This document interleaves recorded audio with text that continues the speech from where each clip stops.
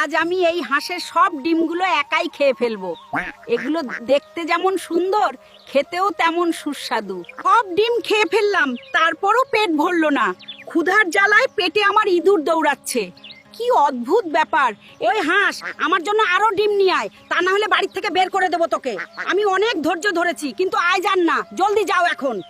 দাদির জন্য ডিম আনতে আমি এখন ডিমের রাজ্যে যাব। দাদি খুব ভালোবাসেন ডিম খেতে, তাই আজ আমি তার জন্য একদম টাটকা ডিম নিয়ে তবেই বাড়ি ফিরব। এই তো আমি ডিমের রাজ্যে চলে এসেছি। এখন আমাকে রানীর কাছে যেতে হবে।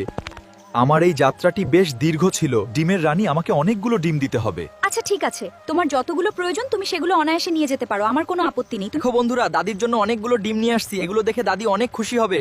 আমি নিশ্চিত দাদি এগুলো দেখলে খুবই আনন্দিত হবেন। আমার হাঁসটা কত ভালো, দেখো কত ডিম নিয়ে আসছে। এখন আমি এই সব ডিমগুলো পেট ভরে খাবো। আমি সত্যিই খুব খুশি। আমি দাদির জন্য এত কষ্ট করলাম, অথচ তোমরা তাও লাইক আর সাবস্ক্রাইব করলে না। আমার এই পরিশ্রম কি তোমাদের কাছে কিছুই না? দয়া করে আমার পাশে থাকো।